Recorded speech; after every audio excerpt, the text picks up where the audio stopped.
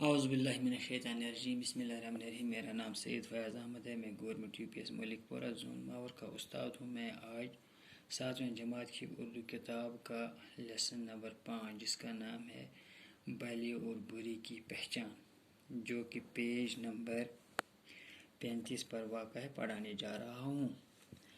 اب تم برے آدمی کا بھی کچھ ذکر سنو۔ اب آپ کو کچھ برے انسان کے بارے میں بھی کچھ سننا ہے۔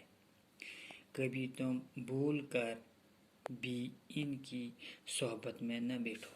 کبھی آپ کو بھول کر بھی ان کی صحبت میں رہنے کی اجازت نہیں ملتی ہے۔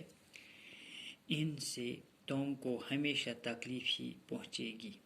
ان برے آدمیوں سے ہمیشہ آپ کو تکلیف ہی پہنچے گی۔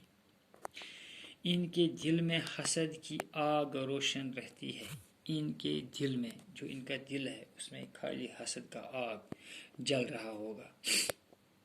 جب وہ کسی کی غیبت سنتے ہیں، جب یہ برے انسان کسی کی غیبت سنتے ہیں تو ایسے خوش ہوتے ہیں، وہ لوگ ایسے خوش ہوتے ہیں گویا ان کے ہاتھ قارون کا خزانہ لگ گیا ہو۔ گویا کہ ان کے ہاتھ میں قارون ایک بہت پیسہ والا آدمی تھا حضرت موسیٰ علیہ السلام کے زمانے میں، تو اسی کے بارے میں بولتا ہے کہ اگر اس کو کسی وقت کسی کی غیبت سننے کا موقع ملے تو ان کے ہاتھ میں جیسے اس کا وہ قارون کا خزانہ ہاتھ میں لگ گیا۔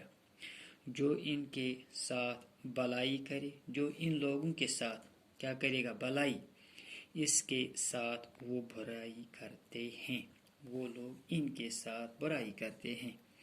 جھوٹ ہی ان کا لینا اور جھوٹ ہی ان کا دینا۔ ان کی عادت ہوگی جھوٹ ہی سے لینے کی بھی اور دینے کی بھی۔ جھوٹ ہی ان کا یہ عادت، ان کا معمول جھوٹ ہوتا ہے۔ وہ اوروں کو تکلیف دیتے ہیں۔ یہ لوگ کیا کرتے ہیں؟ اوروں کو تکلیف دیتے ہیں ہمیشہ۔ ہمسایوں کو مال ہڑپ کرنے کی فکر میں رہتے ہیں۔ یہ لوگ ہمسایوں کی مال ہڑپ کرنے کی فکر میں رہتے ہیں اور دوسروں کی غیبت کرتے ہیں۔ اور یہ لوگ کیا کرتے ہیں؟ دوسروں کی غیبت۔ جب کسی کی بڑائی یا ترقی سنتے ہیں، جب یہ لوگ کسی کی بڑائی یا ترقی کے بارے میں سنتے ہیں تو ایسی ٹھنڈی سانس لیتے ہیں، ایسے ٹھنڈی سانس لیتے ہیں جیسے ان کو بخار ہی چڑھ آیا ہو، جیسے ان کو بخار ہی چڑھ آیا ہو۔ ان کو سوائے اپنے مطلب کے کچھ اور نہیں سوچتا۔ ان لوگوں کو خالی اپنے مطلب کے کچھ اور سوچتا ہی نہیں ہے۔